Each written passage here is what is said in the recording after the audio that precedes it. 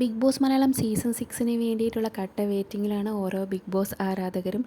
Season 6ൻ്റെ നിരവധി prediction ലിസ്റ്റുകൾ ഇതിനോടകം പുറത്തു വന്നിട്ടുണ്ട്.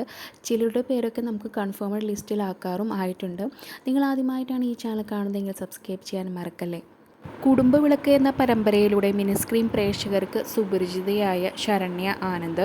സീസൺ 6ൽ 75% സാധ്യതയുള്ള വ്യക്തിയാണ് ശരണ്യ. സീസൺ 6ൽ വന്നു കഴിഞ്ഞാൽ നല്ല രീതിയിൽ പെർഫോം ചെയ്യാൻ സാധിക്കുമെന്നാണ് തോന്നുന്നത്. പിന്നെ ഏഷ്യാനെറ്റിൽ സംപ്രേഷണം ചെയ്തിരുന്ന കസ്തൂരിമാൻ എന്ന സീരിയലിലൂടെ പ്രേക്ഷകർക്ക് സുപരിചിതയായ റബേക്ക സന്തോഷ്. റബേക്കയുടെ പേര് മുൻ സീസണിലൊക്കെ പറഞ്ഞു കേട്ടിട്ടുള്ളതാണ്. പിന്നെ അടുത്തത് ആലീസ് ക്രിസ്റ്റിയും നിരവധി പരമ്പരകളിലും ഷോകളിലൊക്കെ ഉള്ള വ്യക്തിയാണ്. മുൻ സീസണിലൊക്കെ ആലീസ് ക്രിസ്റ്റിയുടെ പേരും നമ്മൾ പറഞ്ഞു കേട്ടിട്ടുണ്ട്. ഇനി സീനിയർ ആയിട്ടുള്ള അഭിനേത്രികളെ നോക്കുകയാണെങ്കിൽ ബീന ആൻ്റണിയുടെ ഏകദേശം കൺഫേംഡ് ആണ് നമുക്ക്. പിന്നെ മഞ്ജു പിള്ള, സോന നായർ എന്നിവരുടെ പേരാണ് പറയുന്നത്. പക്ഷേ മഞ്ജു പിള്ള ഷോയിൽ വരാനുള്ള സാധ്യത വളരെയധികം കുറവാണ്. കാരണം ഇപ്പം തന്നെ താരത്തിന് നല്ലൊരു ഇമേജിലാണ് നിൽക്കുന്നത്. ഇനിയിപ്പോൾ ഷോയിൽ വന്ന് അതൊരു നെഗറ്റീവായി പോയാലോ എന്നൊരു പേടി കാരണം താരം ഷോയിലേക്ക് എത്താനുള്ള സാധ്യത വളരെയധികം കുറവാണ്. പിന്നെ വരുന്നത് ബാലയുടെ പേരാണ്.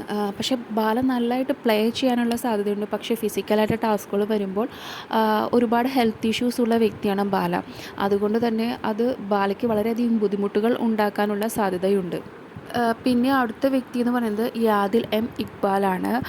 സോഷ്യൽ മീഡിയയിൽ വളരെയധികം ഫോളോവേഴ്സ് ഉള്ള വ്യക്തിയാണ് യാദിൽ. കൂടാതെ തന്നെ ടൗൺ എന്ന് പറഞ്ഞൊരു കിച്ചൻ്റെ ഫൗണ്ടർ കൂടിയാണ്. കൂടാതെ പുള്ളി ഒരു വലിയൊരു അർജൻറ്റീന ഫാൻ കൂടിയാണ്.